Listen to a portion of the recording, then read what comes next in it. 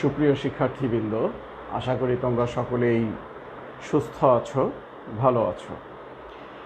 আজ উচ্চতর গণিত ক্লাসে আমরা অধ্যায় 7-এর দুইটি সৃজনশীল প্রশ্ন সমাধান করব।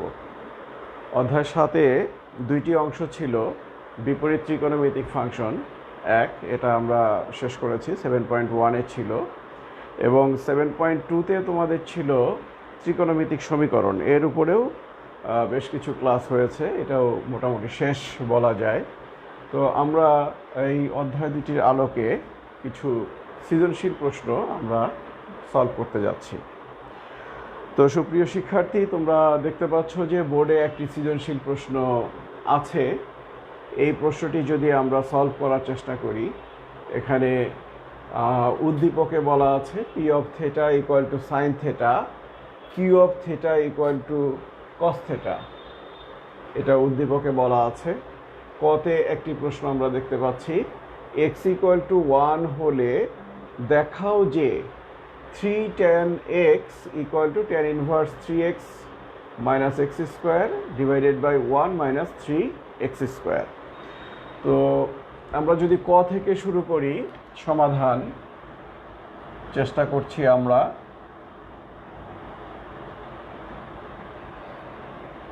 ক সমাধান করতে এখানে দেয়া আছে x equal to 1। X equal to 1 হলে ওইটার লেফট সাইড আর রাইট সাইড আমরা আলাদাভাবে সমান প্রমাণ করব। যেটা ভ্যালু দেয়া আছে এটা আমরা উঠিয়ে নিতে পারি। দেয়া আছে এক্স ইকুয়াল টু 1। এখন তাহলে যেটা লেফট সাইডে আছে সেটা হলো 3 tan ইনভার্স এক্স। এক্সের ভ্যালুটা যদি আমি বসিয়ে দেই, 3 tan ইনভার্স 1 সরাসরি বললাম যেহেতু এখানে ওঠানোই আছে। tan ইনভার্স 1, tan ইনভার্স 1 সুপ্রিয় বন্ধুরা, tan ইনভার্স 1 হলো π/4। সরাসরি আমরা লিখতে পারছি tan inverse 1 equal to π/4, that is 3π/4। এটা হলো আমাদের লেফট সাইডের ভ্যালু। আর রাইট সাইডে কি আছে আমাদের এখানে?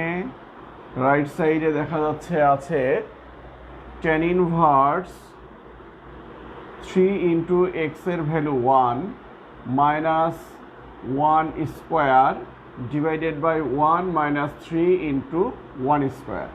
আমরা লিখে নিয়েছি এক্স এর ভ্যালু 1, এই ক্ষেত্রে লেফট সাইড 3 tan ইনভার্স অর্থাৎ এক্স এর ভ্যালু 1 বসিয়ে দিয়েছি। আর রাইট সাইডে tan inverse 3x minus x square divided by 1 minus 3x square. এখানে আমরা এক্স এর পরিবর্তে 1 বসিয়েছি। তো সেই ক্ষেত্রে আমরা এখানে কি পাচ্ছি?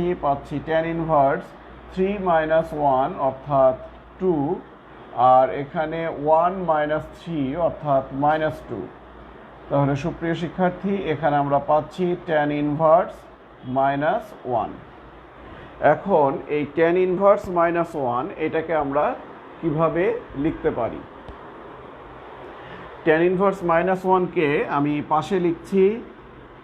tan ইনভার্স এটা থাকছে মাইনাস 1কে আমরা মাইনাস 10,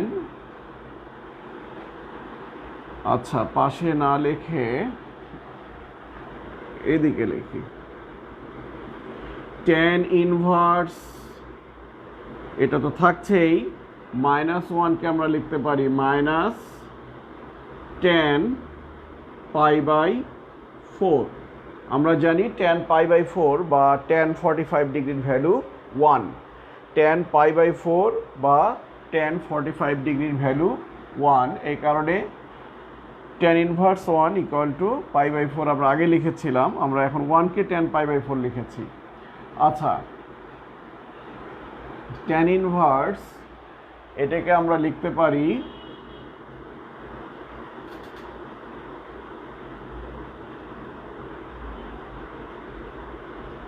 tan পাই মাইনাস π/4 চতুর্ভাগ নিয়ম অনুযায়ী।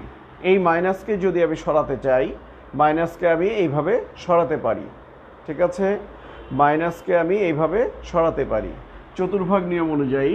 tan pi minus π/4 this equal to minus tan π/4। Pi minus π/4 এটা হলো দ্বিতীয় চতুর্ভাগের কোণ।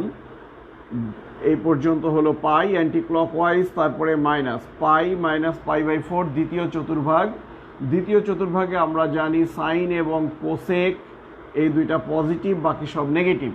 তাহলে যেহেতু ট্যান আছে এখানে, এই কারণে minus tan pi minus pi by 4 this equal to minus tan pi by 4। এভাবে আমরা যখন মাইনাসকে সরাতে পারলাম, এইবার ট্যান ইনভার্স এবং ট্যান এরা বাতিল হয়ে যাচ্ছে। ট্যান ইনভার্সের সঙ্গে ট্যান যদি ক্যান্সেল হয়ে যায়, শেষে থাকে পাই মাইনাস পাই বাই 4।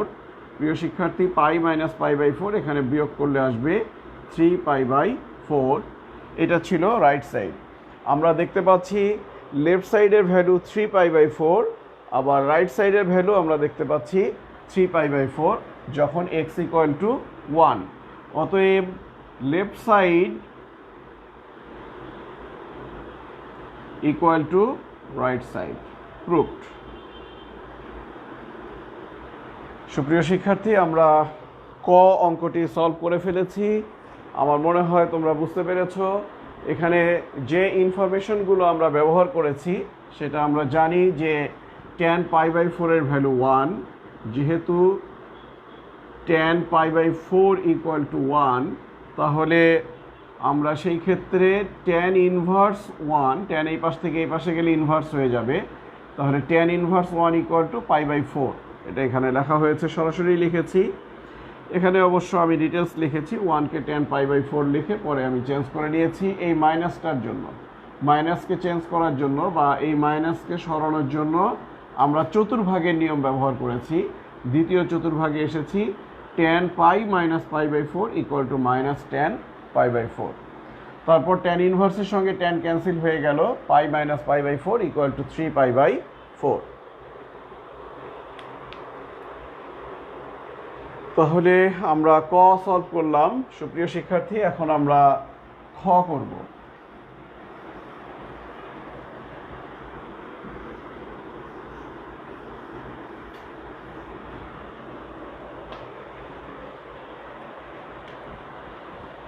খতে যেটা বলা আছে সেটা অনুযায়ী দেয়া আছে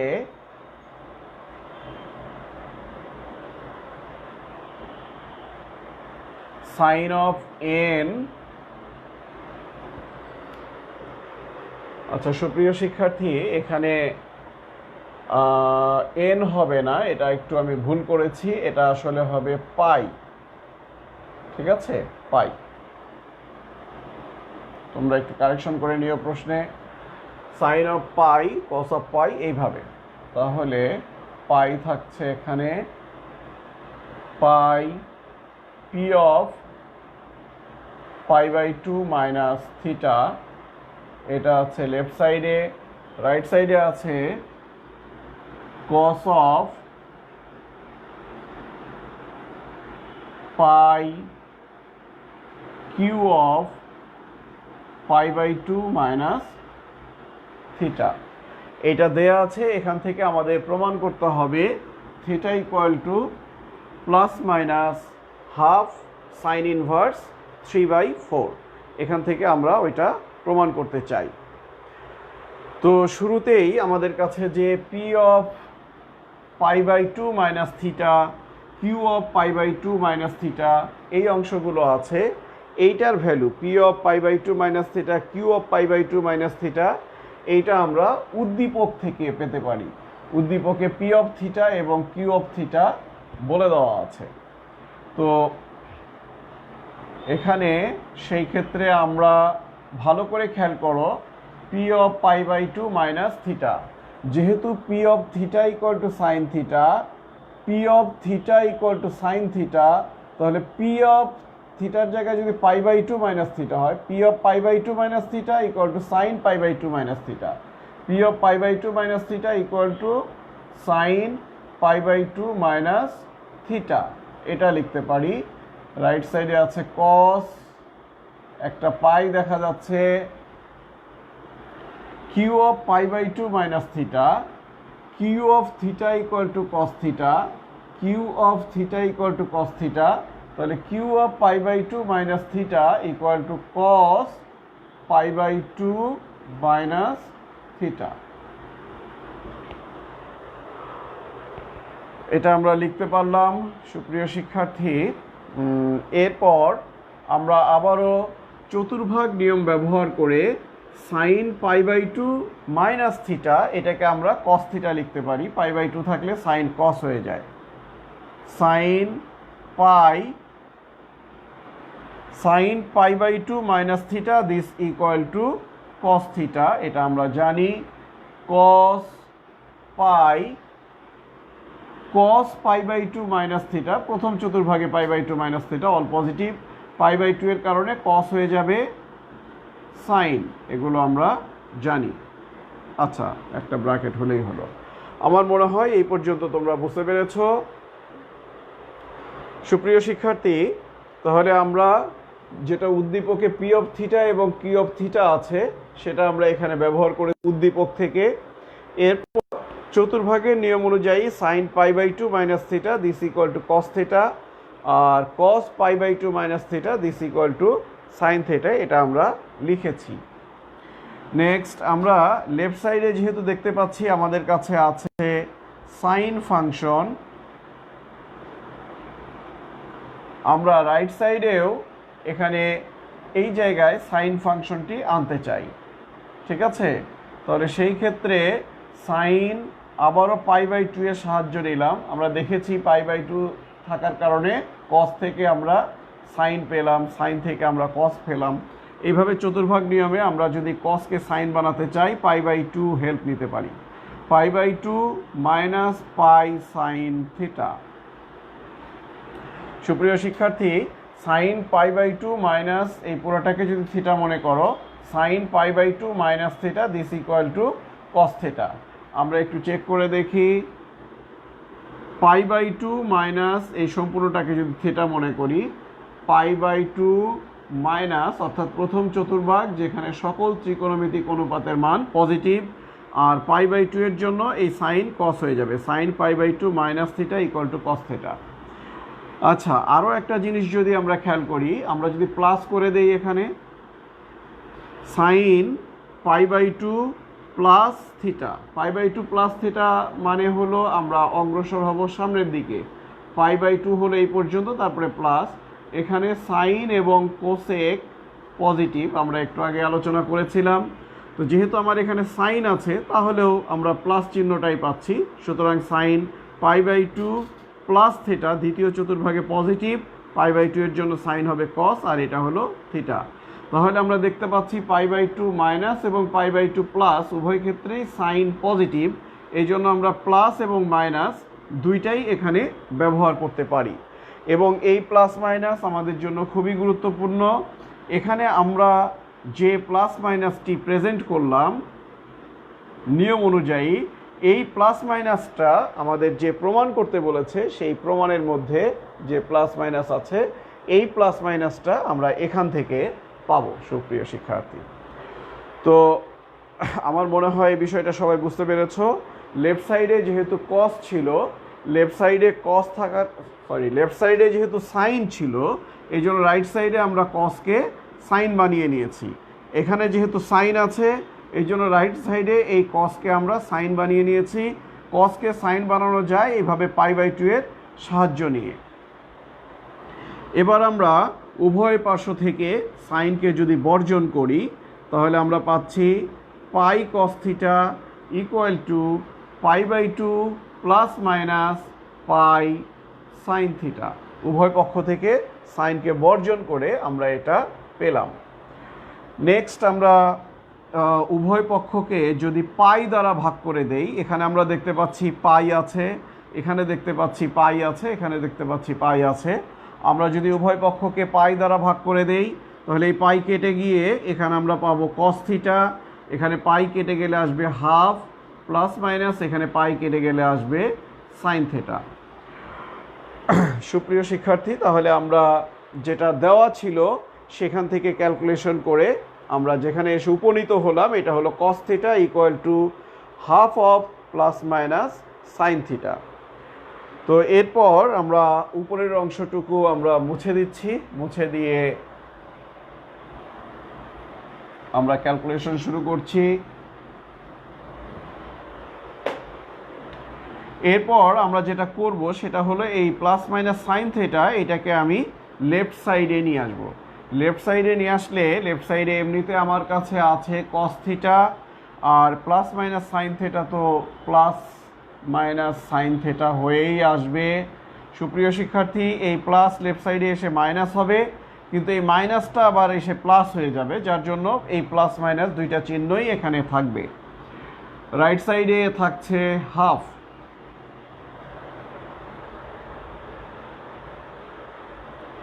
এরপর আমরা এটাকে বর্গ করব। বর্গ করি যদি cos theta plus minus sine theta whole square this equal to half square. আমরা বর্গ করেছি লেফট সাইডে A plus B whole square বা A minus B whole square, দুইটা যদি একবারেই লিখি A square plus 2ab plus B square. এখানে যেহেতু এ মাইনাস বি হোল স্কোয়ারও আছে, A square minus 2ab plus B square, এইভাবে একবারে লেখা যায়। রাইট সাইডে আমরা পাচ্ছি 1/4।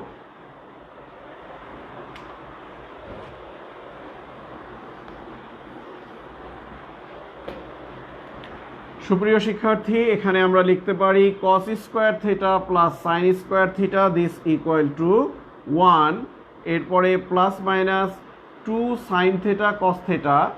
2 সাইনে কসের সূত্র আমরা জানি, 2 sine theta cos theta this equal to sine 2 theta.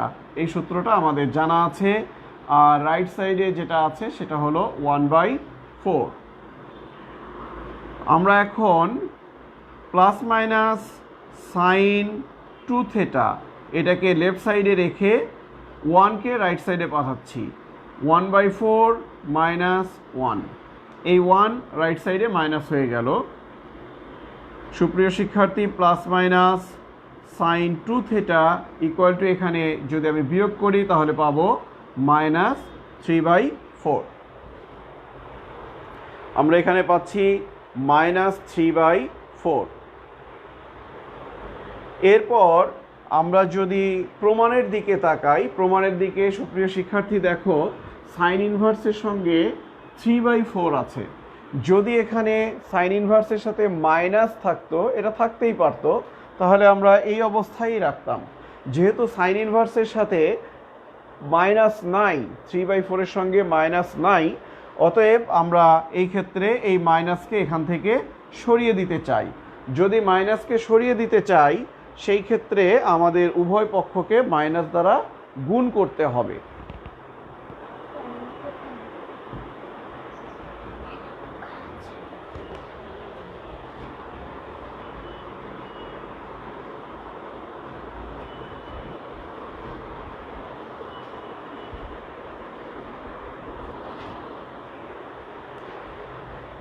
এখানে যদি আমি উভয় পক্ষকে -1 দ্বারা গুণ করি তাহলে সেই ক্ষেত্রে প্লাস চিহ্নটা হয়ে যাবে মাইনাস, আর মাইনাস চিহ্নটা হয়ে যাচ্ছে প্লাস। তাহলে প্লাস মাইনাসই থাকছে লেফট সাইডে। সুপ্রিয় শিক্ষার্থী, প্লাস হয়ে যাবে মাইনাস, আর মাইনাস হয়ে যাবে প্লাস। প্লাস মাইনাসই থাকছে sine 2 theta this equal to, right সাইডে যে মাইনাস আছে এটা হয়ে যাবে প্লাস। আমরা যা করেছি সেটা হলো -1 দ্বারা গুণ করেছি উভয় পক্ষকে। এটা একটু নোট দিয়ে দিলাম। নোট দেওয়ার কারণ হচ্ছে, তোমরা বুঝতেই পারছো লেফট সাইডে কোনো পরিবর্তন হয়নি -1 দিয়ে গুণ করার কারণে, কিন্তু রাইট সাইড থেকে মাইনাস সরে গেছে। তো এই ক্ষেত্রে নোট না দিলে এখানে আসলে বোঝা মুশকিল যে মাইনাসটা কিভাবে এখান থেকে সরে গেল। লেফট সাইডে যা আছে তাই, রাইট সাইড থেকে মাইনাসটি সরে গেছে -1 দ্বারা গুণ করার কারণে। আমরা যদি আবার উপরের দিকে চলে যাই সুপ্রিয় শিক্ষার্থী, সেই ক্ষেত্রে তোমরা লক্ষ্য করে দেখো শুরুতেই যেটা করবা সেটা হলো এই প্লাস মাইনাসটাকে এই 2 থিটার সাথে দিয়ে দিবা। প্লাস মাইনাসকে কি 2 থিটার সাথে দেওয়া যাবে? সাইন অফ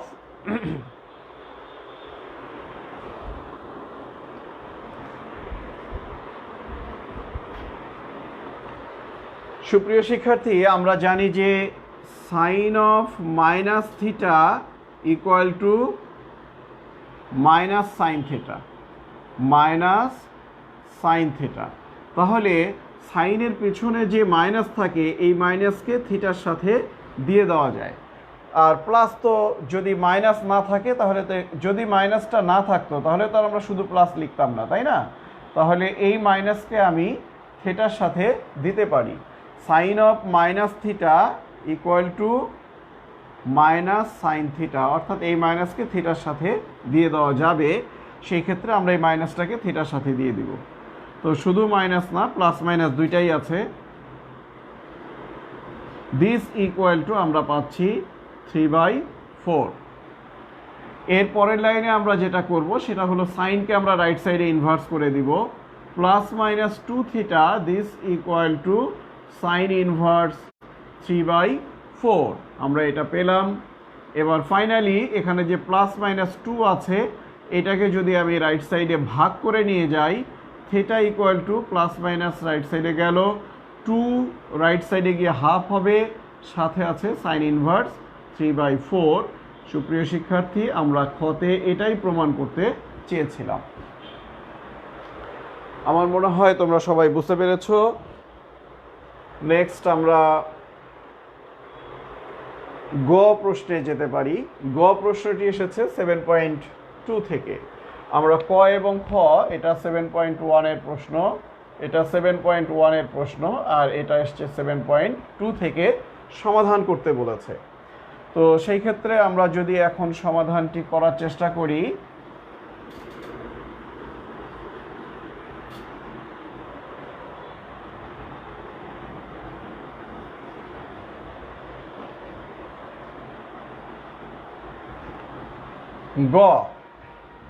গতে এটা একটা ত্রিকোণমিতিক সমীকরণ।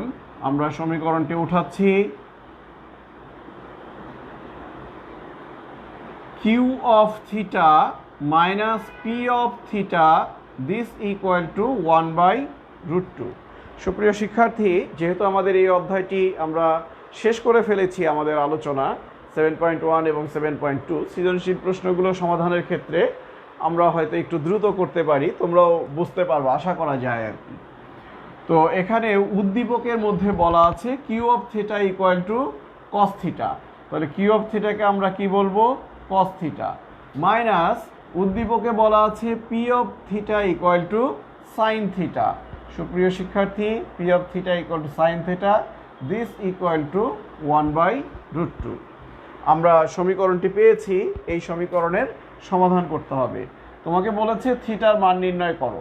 থিটার মান নির্ণয় করা মানেই হলো সমাধান করা, তাই না? থিটার মান নির্ণয় করা মানে হলো সমাধান করা। যদি Q theta minus P theta equal to 1/√2 হয় তবে থিটার মান নির্ণয় করো। থিটার মান নির্ণয় করো মানে সমাধান করো, এটাই বলেছে। তো আমরা ত্রিকোণমিতিক সমীকরণটি পেয়েছি। এই ধরনের ত্রিকোণমিতিক সমীকরণ আমরা কিভাবে সমাধান করি? সুপ্রিয় শিক্ষার্থী, এই সমীকরণটির প্যাটার্ন যদি আমরা একটু দেখে নেই, এটা কোন প্যাটার্নের সমীকরণ? এটা হলো A sine theta plus B cos theta equal to C, এই প্যাটার্নের সমীকরণ। এই আকারের সমীকরণ আমরা কিভাবে সমাধান করি?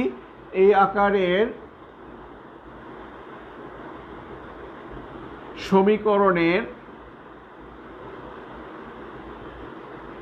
উভয় পক্ষকে √a² প্লাস b² দ্বারা আমরা ভাগ করে নেই। ভাগ করে সমাধান করতে হয়। এটা তোমরা প্রত্যেকেই জানো যে A sine theta plus B cos theta equal to C আকারের সমীকরণের উভয় পক্ষকে √a² প্লাস b² দ্বারা ভাগ করে সমাধান করতে হয়। তো আমার এখানে এ কত? এ হলো সাইন থিটা সহগ। সাইন থিটা সহগ আছে আমার এখানে -1। আর বি কত? বি হলো কস থিটা সহগ। কস থিটা সহগ হলো 1। অর্থাৎ এইটা হলো এ আর এইটা হলো বি। তুমি যদি √a² প্লাস b² দ্বারা ভাগ করো সেই ক্ষেত্রে কি পাবা?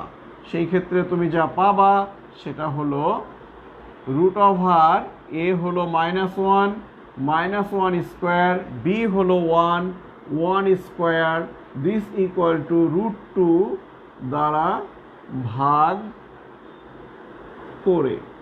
আমি পাশে নোট দিয়ে দিলাম, নোটটা অত দরকার প্রয়োজন নাই, এটা তো একদমই দরকার নাই, এটা হলো নিয়ম। আমি যেটা নিয়ম কোন প্যাটার্নের সমীকরণ সেটা লিখেছি, আর পাশে আমরা যা করব সেটা লিখেছি। কি করব? সাইন থিটার যেটা সহগ -1 তার স্কোয়ার, কস থিটার যে সহগ 1 তার স্কোয়ার, এই দুইটার বর্গের যোগফলের বর্গমূল দ্যাট ইজ √2 দ্বারা ভাগ করব উভয় পক্ষকে।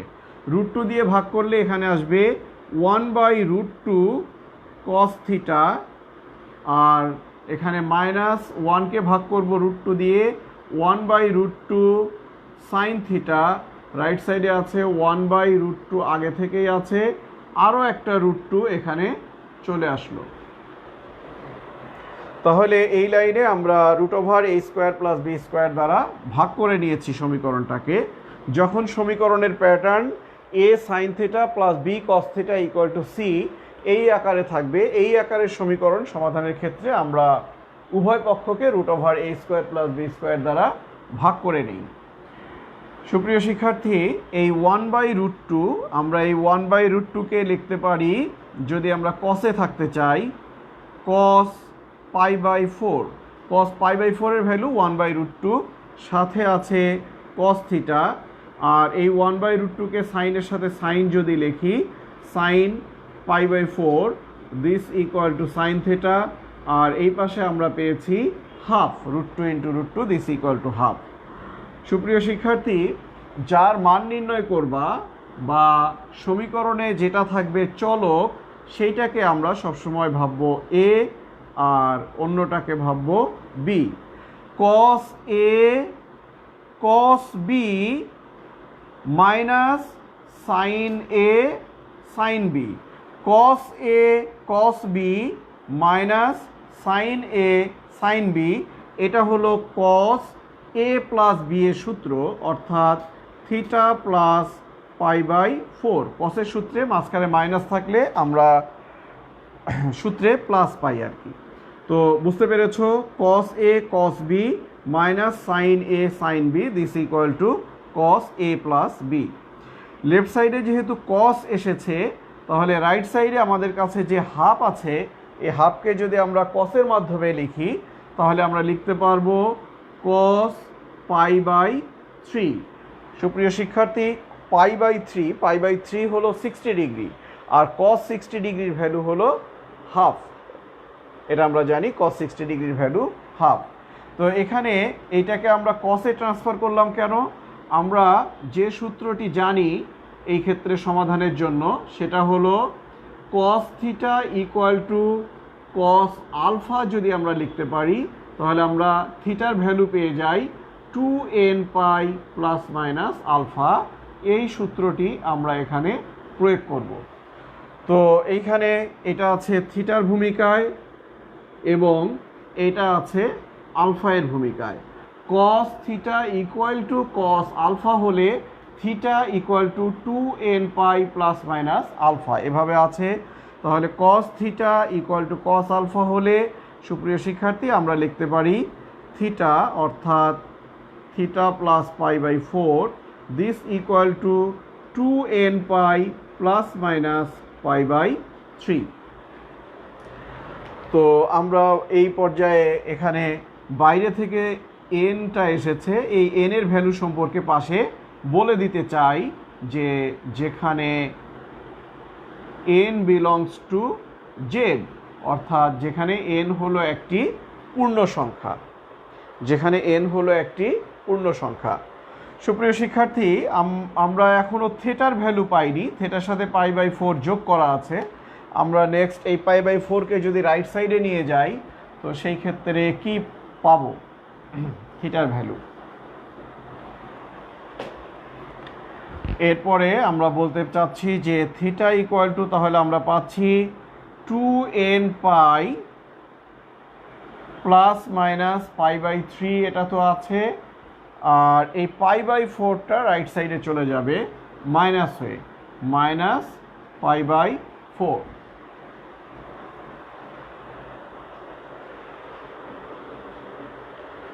সুপ্রিয় শিক্ষার্থী, এই পর্যায়ে এসে অনেকেই একটা ভুল করে। আমরা যখন পরীক্ষার খাতা দেখি তখন অনেকেই এখানে প্লাস মাইনাস রেখে এই দুইটাকে যোগ করে দেয়। যোগ করলে লসাগু হবে 3 দুগুণা 6, এখানে 2 পাই, ওখানে 3 পাই, তাহলে পাই বাই 6 এই অবস্থায় রাখে, যেটা হলো একটি ভুল। কেননা তুমি এইখানে প্লাস মাইনাসের সাথে এটা একবারে ক্যালকুলেশন করতে পারো না। এইভাবে করলে মনে হয় যে এখানে ব্র্যাকেট দিয়ে হিসাব করেছো, আসলে তো তা না। এখানে এই অবস্থা হবে না, এটা এইভাবে ক্যালকুলেশন করা যাবে না।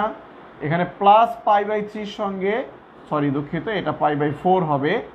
প্লাস পাই বাই 3 সঙ্গে আমরা পাই বাই 4 একবার হিসাব করব, আর মাইনাস পাই বাই 3 সঙ্গে একবার পাই বাই 4 হিসাব করব। এখানে একবারে ক্যালকুলেশনটা করা যাবে না, সবাই একটু মাথায় রেখো। এই দুইটা একবারে ক্যালকুলেশন করা যাবে না পেছনে প্লাস মাইনাস রেখে, বরং আলাদা করে করতে হবে। আলাদা করে যদি আমরা লিখি, প্রথমে প্লাস লিখলাম pi by 3 minus pi by 4, আর একটা হলো 2n pi minus pi by 3 minus pi by 4। এইখানকার প্লাস এবং মাইনাস এইভাবে আলাদা করে দিয়ে তারপর হিসাব করতে হবে। আমি নিচের অংশগুলো মুছে ফেলছি।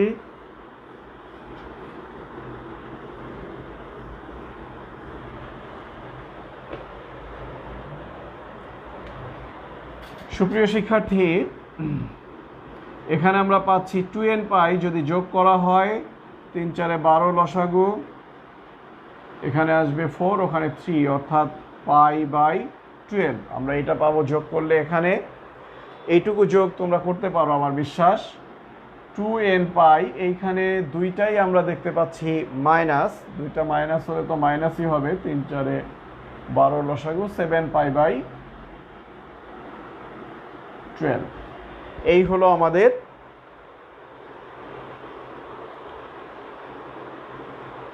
সাধারণ সমাধান। এটা আমাদের সাধারণ সমাধান।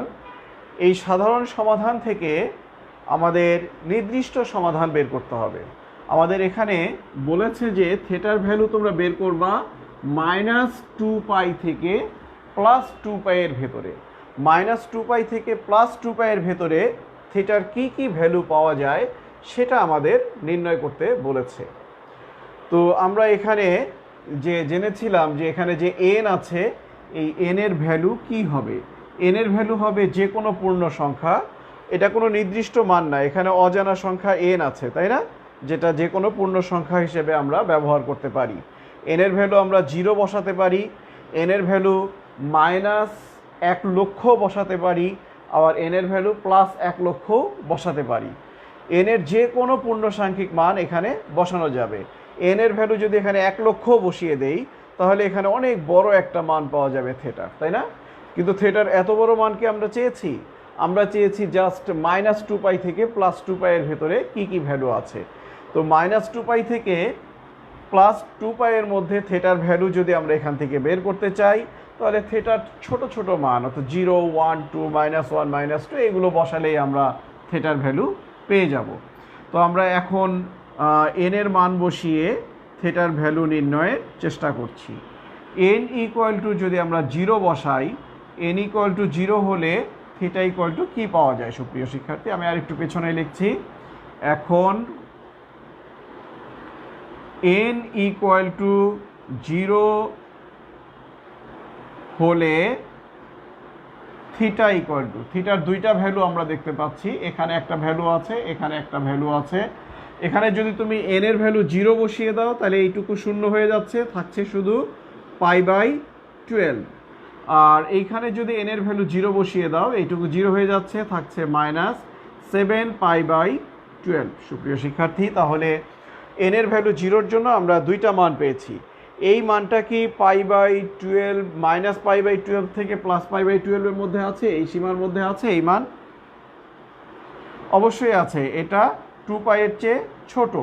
তোমরা যদি এখানে দেখো, একটু খেয়াল করে দেখতে পারো, এখানে হর কত আছে? হর আছে 12। তো তাহলে এইখানে হর 12 রেখে যদি আমরা এই 2 পাই বানাতে চাই, আমি সীমাটা আবার এখানে লিখে নিচ্ছি। আমাদের সীমা হলো -2 pi less than theta less than 2 pi. তো আমি যদি হরকে 12 রেখে এইটাকে চিন্তা করতে চাই, তাহলে এটা হবে -24 পাই বাই 12। দেখো 24 pi by 12 this equal to 2 pi. সুপ্রিয় শিক্ষার্থী, 24 এবং 12 যদি কাটি তাহলে 2 পাই হয়। Less than theta less than 24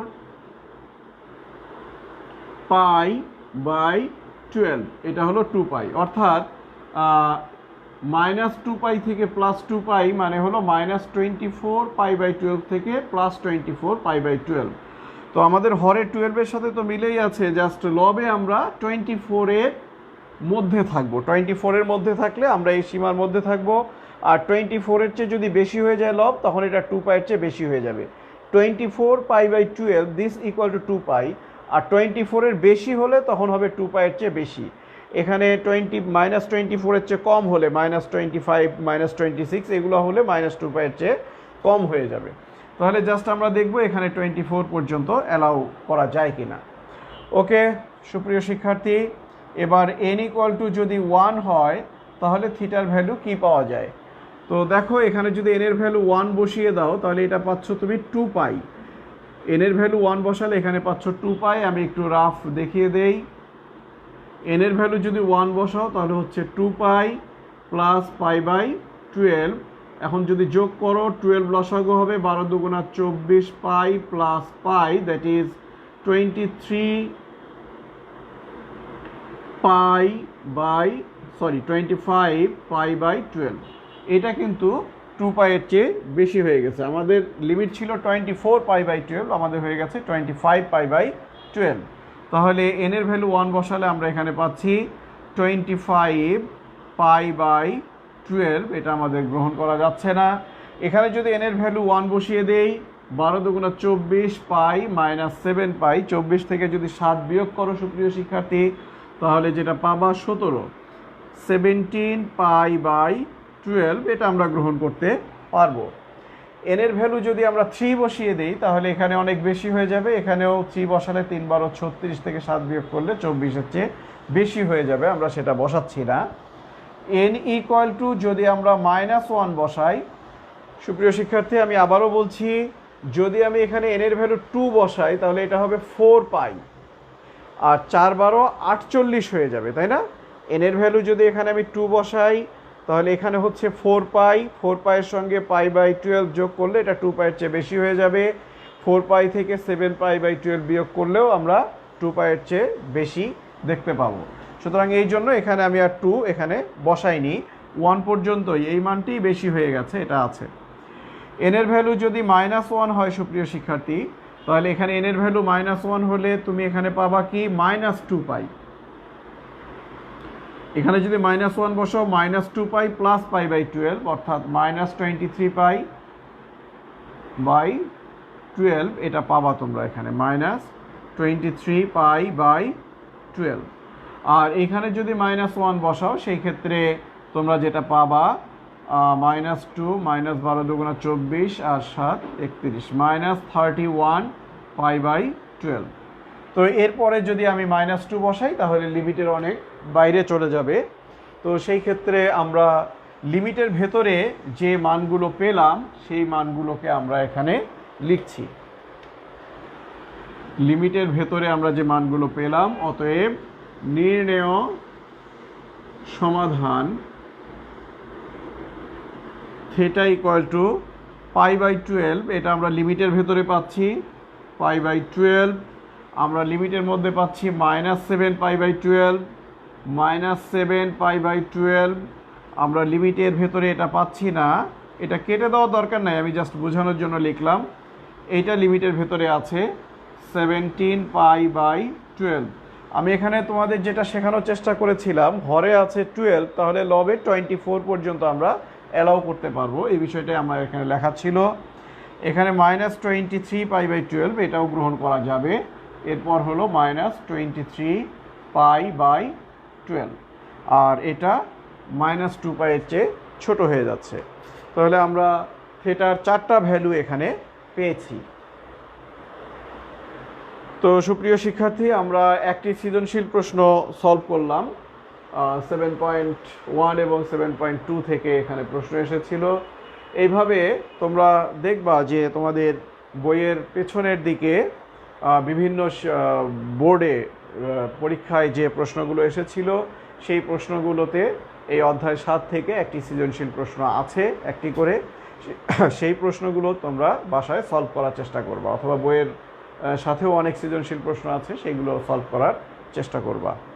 কোনো সমস্যা হলে আমাদের কমেন্ট বক্সে জানাবা। আশা করি আজকে যে সৃজনশীলটি আমরা সলভ করলাম এটা তোমরা সবাই বুঝতে পেরেছো।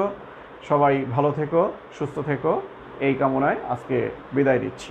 ধন্যবাদ সবাইকে।